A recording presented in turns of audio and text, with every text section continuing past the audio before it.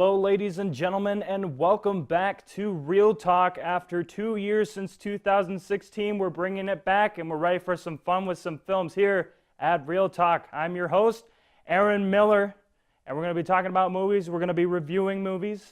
Not only that, but we're going to be living the movies themselves as well with a bunch of activities that I have in store for you throughout this entire show. It's going to be one heck of a ride.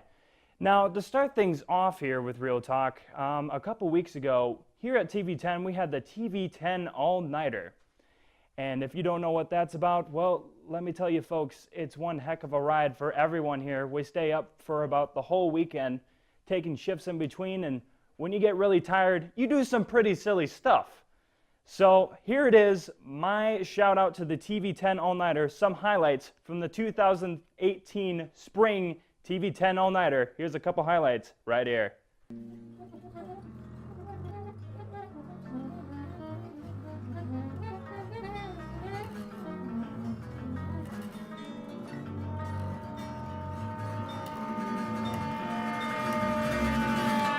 Welcome back to the TV10 All-Nighter, everybody. Video. So go ahead and go to the upper left corner of your screen and hit the small You guys all X. paying attention? This is All what right, Snapchat so now go is, back right? and just simply tap the white button at the bottom of your screen. Nope. There we go. All right, you have now taken an image. How to All send right. that? Okay. We're gonna actually get back to doing some content here. How many minutes do we have left? The same thing at home. So let's go ahead and check on the Winkle Cam. Yeah. Let's check and see how he's doing. We have it running pretty soon here, so let's take a look.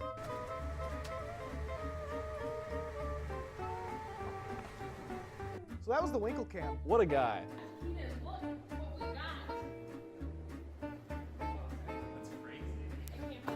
Everybody else, look at what they got. So I would just like that. And see, my pinky's not doing all right, That is hard. but the rest of me is fine.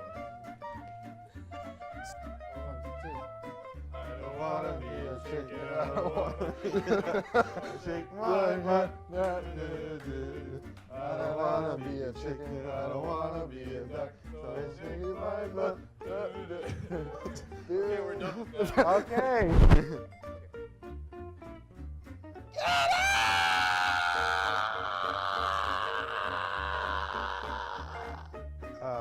Rip headphone users.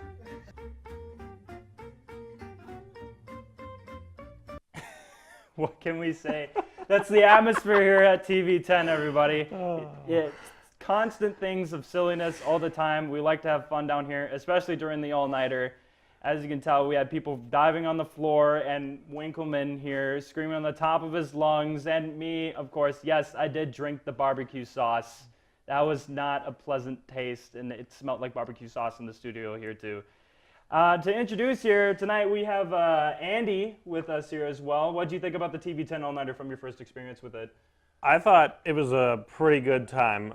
I missed all like the movies that were on during the night because I had to open my other job in the morning, so like I had to sleep. Although I stayed up pretty late though. Had to go to bed watching it though. Ooh, yeah, lots of nightmares to be entailed there. But otherwise, Actually slept pretty soundly though. yeah, you fell asleep to that? Yes, I did. Well, everybody's got a movie that they fall asleep. I guess Andy falls asleep to it. So that's Andy for you. But Favorite overall, bedtime movie. that is the atmosphere of the TV10. Now, Andy here, he did a real treat for me and for you guys as well. He did a whole entire package for us of Back to the Future, one of my favorite films for a very long time. And what was the issue that you're going on? What's like the main idea that's going on with this, of what you're about to tell everybody? The main idea I had for it was like in a really long car ride. I started thinking about Back to the Future, and I started thinking about how in like the second film they explained how like there was the divergence in the timeline. I just kept thinking about that, and I just kept thinking of all the events in the film and how there was so many different divergences in the timeline that it just creates several different times. Huh. All right, so let's have a look at this of his explanation here. Here is the Back to the Future timeline phenomenon. All right, this next test may involve trace amounts of time travel. I had a marathon of the Back to the Future movies recently, And I just find myself stuck on the part in the second film where Doc Brown is explaining how the timelines work. Prior to this point in time, somewhere in the past, the timeline skewed into this tangent, creating an alternate 1985. Alternate to you, me, and Einstein, but reality for everyone else. Afterwards, I begin to think to myself, hang on, that can't quite be right. Since Marty changed how his parents met in the first film, doesn't this technically mean that there are 3 alternate timelines? And the more I began to think to myself, I realized, well, there's actually a lot more than just 2 timelines. And I made it my duty to get them all nailed down.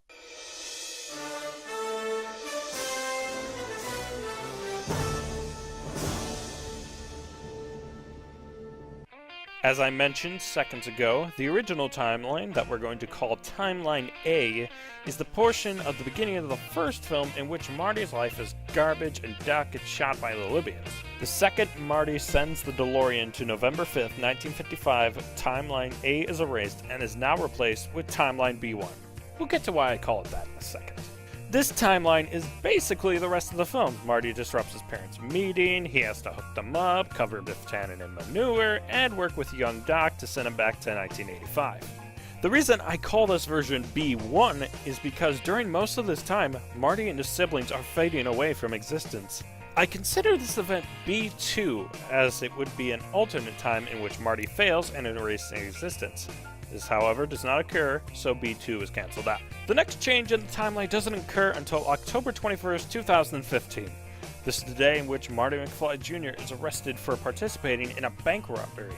This is changed, however, during the events of Back to the Future Part 2, in which Marty poses as his son, causes shenanigans, and causes Griff to get arrested. This event causes Timeline C. Timeline C does not last very long. As if by twisted fate, old man Biff Tannen steals the future almanac and takes it back to 1955 to his younger self. Young Biff then uses said almanac to gamble, make millions, and kill George McFly.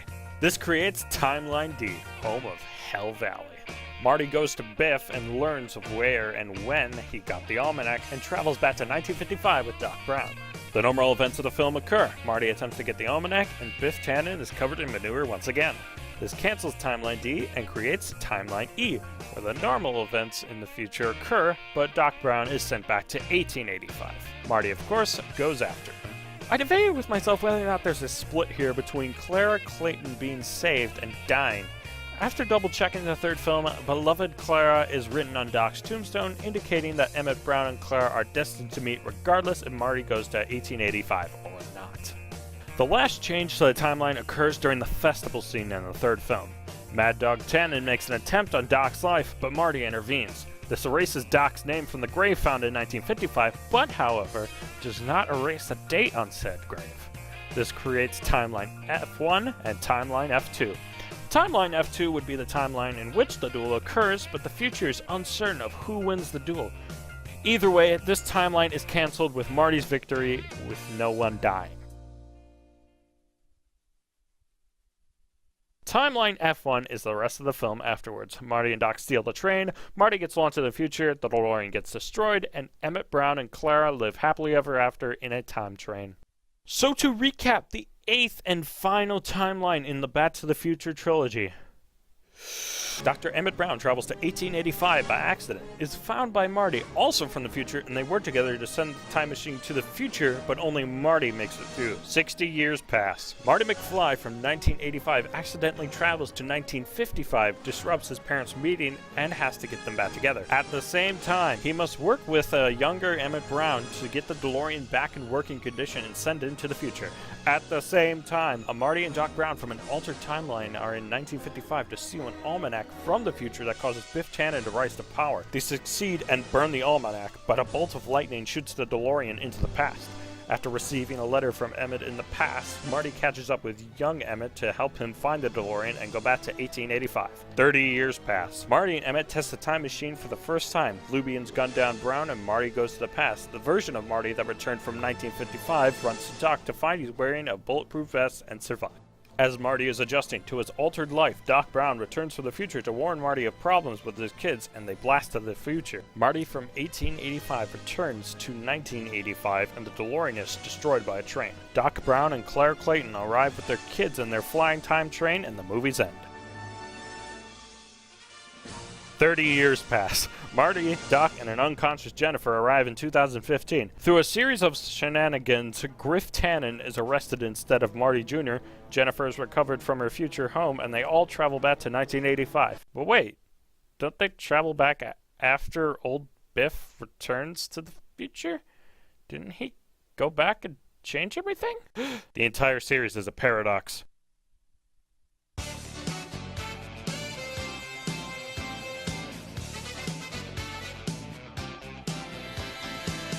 Thank you very much, Andy, for that. You have done My pleasure. Back to the Future My justice pleasure. for me. That is like my all-time favorite film. So if you guys love Back to the Future, just gonna let you know, probably Back to the Future will return at some point again, and we'll have some more fun with it. But To be continued. yeah, I had no idea. If you think about it, it is kind of a paradox in a way with everything that is going on because Yeah. Biff at the end of there does go back. It all loops back to one big thing. So I'm sure Bob Gale was like a big vision of that. It's like, what if we just have a constant loop and then people will have to figure it out? And wow, he really did justice. But another thing to note, did you notice that out of all of the Tannins that got hit with manure, Griff never got hit with manure? That made me really upset. They must have banded manure in the future or something like that. The Tannen that got away. The Tannins got a way of not getting hit with manure. But otherwise, thank you, Andy, very much for doing that package for us. I really enjoyed it all the way through. And coming up next year, folks, is a really fun segment that I like to call "What Is That Snack?" So that'll be coming to you very shortly here after this commercial break. Hello, everybody, and welcome back to Real Talk. This next segment, as I told you moments ago, is "What Is That Snack?" And of course, we have the most wonderful contestants joining us today on Real Talk for What Is That Snack? We have Johan and my good pal Stone here. Hey, how's it going? Where am I? What is this? What's going on? Well, what you guys are going to be doing is you guys are going to be testing some candied snacks here today. And, what's going to happen here is that I got picked out all these different types of candied snacks here. And you guys are all going to try each one. You guys are going to try and guess which ones they are. And they're going to get more difficult as the candies continue. Oh, really? Yep. Oh, I'm really excited. I haven't eaten movie theater candy in a while, so I might be a little rusty. All right. So what's going to happen here is that I'm going to open up the first tin here for you guys, and then you guys are going to try and guess which ones they are. Okay. So candy number 1 is up first. Let's have the viewers make sure that they can see that of what is that candy. Okay. So go ahead and grab one from the bin there, Johan. Okay. And then Stone will get one over to you too. Okay. Don't say what it is yet. It's weird shape. Yep. All right. So go ahead and eat it now. Okay. Oh. Stone, you can eat it. Okay. I'm like, Tasting a little lime. All right. What do you guys think it is? I'm feeling Mike and Ike on this one. Okay, Johan. I'm feeling the same way. I'm guessing All right, Mike and you are Ike's. correct. It is Mike and Ike's. All right. So cool. that's the first one done for you guys. All right, and now the second one here. Gonna bump it up a little bit. Oh. Not too hard. You know, I think you'll get it right away. Okay. So Johan, Okay. go ahead and grab one from the bin. Oh, okay. Oh. All right, and then you as well. All right. It's about the same You shape. can smell it. You can seriously smell it. Yes. Smells like a. Okay. Now go ahead and take a bite out of it. Ooh. Interesting. What do you guys think it is? Kind of tastes like cookie doughy, so Yeah. that's my best guess. Your best guess? I'm thinking like a cookie dough nub of some kind. Cookie dough nub. Well, it's small. You know, you can hold in. You can have a good handful of it, and you know you can just eat it mindlessly. All right. So what is your final name for it? Cookie dough nub. Cookie dough nub. Okay, Stone.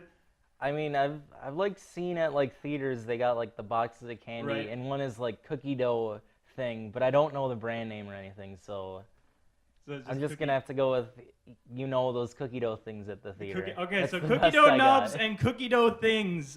You guys were close. It was cookie dough bites. Bites. Oh. So it was a little difficult on the name there, but It's in. I like the It's- nubs it's one. Cookie dough close. nubs. Yeah, well, they're small. They're All right, small. so the next one here, we'll take a step back there. I didn't think that one would be too challenging for you guys, but apparently it was. So go ahead right here in front of you, Johan, is the next one. Okay. All right, same for you as well, Stone, right in front of you. All right. Okay, I feel like this is a familiar shape. Yup. Familiar shape. All right, take a bite out of it, guys. Okay. What do you guys think it is? Reese's Pieces. I Yup. think. Yeah, I feel that. Yep. I feel the same. It's Yeah, Reese's That's Pieces. a pretty given. Like, if you don't know what Reese's Pieces are, I don't know where you're living under a rock. All right, so now this next one here, I'm gonna give you guys a fair warning. It's not one that you chew on. You're gonna want to suck on it like a Jolly Rancher a little bit. Got it. Got And it. I don't know if you guys are gonna get this one. I had to go really searching for this one. Oh. All right. Okay. Let me- Where Here is you it? go. Oh, right okay. here. Okay. Thank you. All right. All right. Oh, this. Yeah, this is definitely. Yeah, it's a hard candy, so Hard don't candy. bite Huh. down on it and break your jaw. No, definitely. Oh. So what does it taste like, if anything, right now? Tastes a little sour. Like a little sour? Yeah. Though it still keeps its sweetness. I was gonna say when I tried this, it tasted kind of to me like ginger ale. Yeah. You kind of Yeah. taste that. Yeah. I'm gonna warn you guys right now. This is a lot more of a challenging one here. It's not from this country. I can tell you that. Oh well, that's. Oh. Yeah. Okay. Yeah, that's. Any guesses of like what it would like be like if you were given a title? I think it would be like like a lemon lime, some kind of citrus combination. Yeah, I'm gonna second that. It's kind of citrusy All something. right. If you would give it a title for the candy, what would you call it? I call it oof. What do I think? I don't know. I'd throw sweet in the title. Yeah. Sweet. Like sweet orange. Sweet orange. Yeah. How about you, Stone? Maybe like citrus sweet or something like Citrus that. I don't sweet. know. Okay. Both of you were completely wrong. It's called tamarind candy. Tamarind. Tamarind candy. It's a Japanese or Chinese. Huh. One of the, I found it in the international section at Woodman's, and I thought you guys it'd be something interesting to share with everybody. It does taste good. Yeah, it was something. It surprised me. It tasted like ginger ale and everything, so I thought be able to share that with you guys. All right, so then I got one more snack for you guys that you guys are gonna guess on. I think this one will be a real treat after that interesting taste that you guys did. Okay, so here, go ahead and grab into there. Okay. Okay. All right, and grab this one too. Okay. There you go. Okay. All right. Now, put those into your mouth. Okay. What do we got as flavor there? What do we got? We got a. Johan, what are you tasting? I'm tasting a little lime. A little lime? Oh, we got a lime one. Yeah. Lime one. That's like your key word tonight. I wonder if we had you on Food Network, like, I'm tasting some lime. Yeah. well, you know, I do like my citrus. You know, builds up vitamin C and all that. All right. Stone, what do you got? Kind of tastes like dirt. It's like dirt. I think that's the best like way to describe it. Really? Just straight up dirt? Yeah. Who make a dirt candy? That's just weird. All right, so what would you title this candy then? I think I would need to do like a brand thing maybe. Brand thing? Yeah, like if you got like dirt or something, I think you got like a jelly bean like from some sort of game, like Bean Boozled. Hey, there you go. Yeah, that's my thought too. I'm like, isn't there like the thing where you buy the weird jelly beans and not? Yeah. Yep. So overall, there, you guys got it. That was Bean Boozled on that last one. Nice. Sorry, you got a dirt one, Stone. Yeah. Yeah. Better than like the vomit one. Or Isn't there like a centipede vomit one or or- something? Oh yeah. Well, overall, what'd you guys think of the game? Did you guys have fun with that? Yeah, I yeah, had you guys- fun. I had a lot of fun. And Yeah, if anything, like I thought it was kind of cool to show some more like international candies too and stuff like that. Yeah, so. yeah, definitely. Yeah. Like I could see these in a movie theater Eating and the people dirt buying. flavored jelly beans. Well, in a the not- movie dirt theater? one I Yeah. couldn't see in a movie theater. Well, I think that would crowd away some Of people course, in the movie but like, theater. if you got like the classic blend of jelly beans, you know, then you'd really get a good variety coming to the candy counter. But overall, nice job. You guys can take out the blindfolds now. Oh. Show, All right, show 'em yeah, your I might beautiful as well. faces. Oh man, it is yeah. bright out. Oh, Ooh. yeah. Look at those beautiful, gorgeous faces. Oh, yeah. The but- rare sighting with Johan That's pretty, without yeah. glasses on. Yeah. Look at that good-looking Yeah. man right Oh, there. Yeah. thank you. Boom, Clark Kent Thank back you. at it again. Oh, wow. Oh, Clark Kent back at it again. All right. So, with that being said, this concludes our entire episode of Real Talk, Man, the he's first having one. fun. As we say here, that's a wrap for the whole thing. Thank you guys so much for coming on today, Yeah. Stone, Thanks Johan, for having us. Andy. Andy, thank you so much for making that package for us. We really appreciate it. Love Back to the Future all the way. We had some fun with looking at some highlights today of the TB10 All-Nighter as well. It's been a whole great first episode here. I've had fun. Glad you guys had some fun to join Yeah. us on the Yeah. show here today as well. Yeah, we had a ton of fun. Overall, this has been Real Talk, and we'll see you real soon. Have a great night, everybody.